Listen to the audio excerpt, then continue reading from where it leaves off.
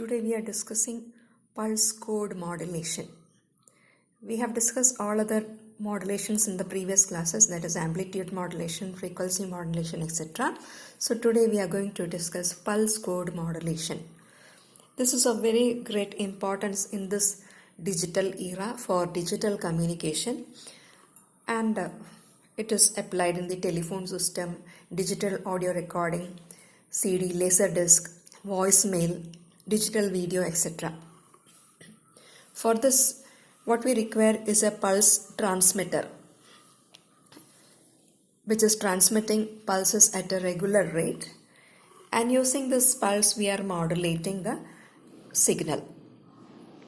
In this pulse modulation, there are basically different types like pulse amplitude modulation, where the amplitude of the pulse is modulated in accordance with the signal. Then you have pulse width modulation. That means the duration or the width of the pulse will vary according to the signal. Then pulse position modulation, PPM. Position of the pulse which you are sending is varied with respect to the variation in the signal.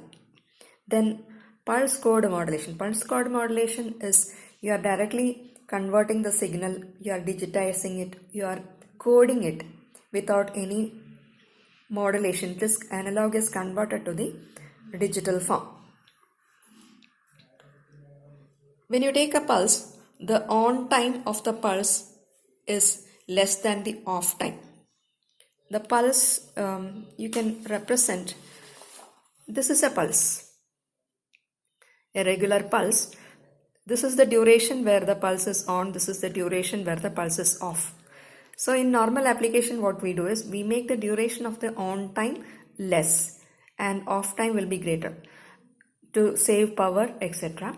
And the on time being less, the width of the pulse will be shorter. I have drawn an exaggerated figure for you to understand. So the duration will be short in the on time and long in the off time.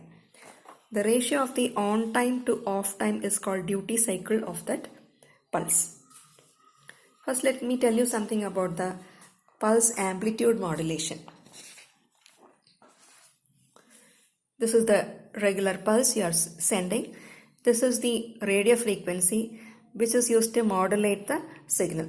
So, amplitude modulated signal is used for pulse amplitude modulation. So, before applying the pulse, you are mixing it with the radio frequency and you are getting an amplitude modulated wave, and this is our signal which is modulated with the radio frequency initially, and this amplitude modulated wave is digitized.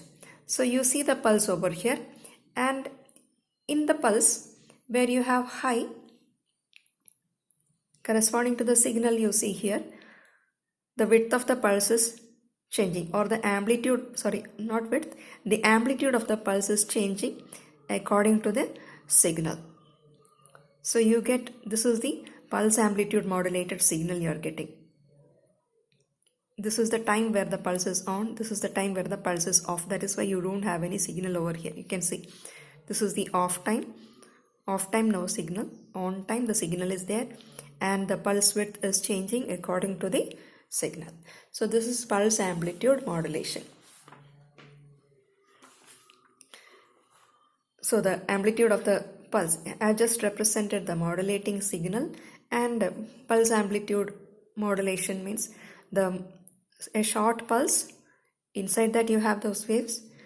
This short pulse has got the amplitude varying according to the amplitude of the modulating signal. You see here the amplitude of the pulse is changing. This is pulse position modulation. The position of the pulse is changing according to the signal. Then pulse width modulation. In pulse width modulation, the width of the pulse will change according to the amplitude of the signal. Now let us go a little bit into the details of pulse code modulation. Before telling you what is pulse code modulation, let us look at the signal.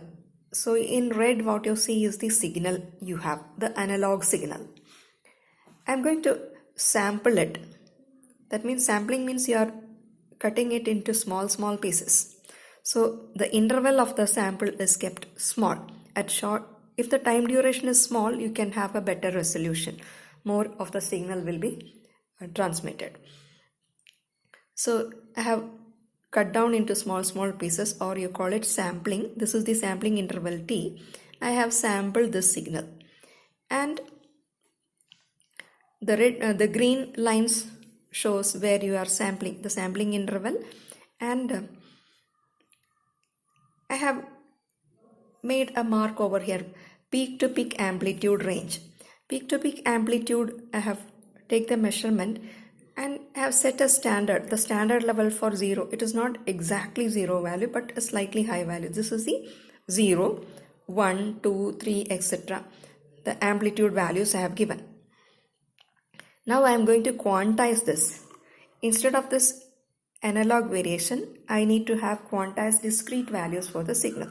So at these sampling points, I am going to look at the sampling point over here. Here it comes to the quantum level 3. Actual signal is in the red. It is slightly above the 3, but it has not come to 4. So you have to take the value 3 over here. So at this point, the signal has a quantum value 3. At this point, you look at this point. This point is 5. The signal has got a value 5. Look at this point.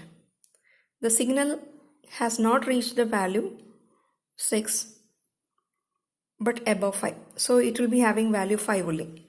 Then here it has got value 7. Just look here. So at each point we have got the quantized values of the wave. Once you get the quantized values of the wave, you can represent it in the binary. Binary 0 is 0, 0, 0. Binary 1 means 0, 0, 1. 2 means 0, 1, 0. And so on. 7 is 1, 1, 1. Up to 7 only I have drawn here. So you have written down the binary. Now look at this. It's a 3-bit. Corresponding to the 3-bit, you can have 3 pulses. So if you want to represent 0, the pulse will be 0, 0, 0. If you give 3 pulses simultaneously 0, 0, 0, it can represent 0. Now for 1, you have 0, 0, 1. So the pulse will be, first 2 pulses will be 0, next will be 1. So it can represent the digital value 1. So correspondingly for 7, all the 3 pulses should be high, so that you get 1, 1, 1.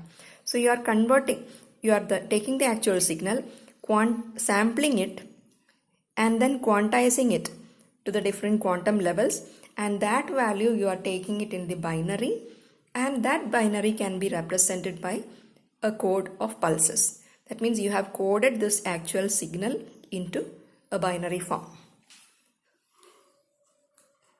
That is how you make pulse code modulation. So now once you have a coded format, you can transmit in the pulse code modulation. This is another representation. In a 4-bit representation I have made for some signal. So this represents 1, 0, 0, 1, 0, 1, 1, 1, 1, 0, 1, 0. So the information is converted into the binary coded form. No modulation as such is there, and this is being transmitted. So this is very effective and widely used in recent applications.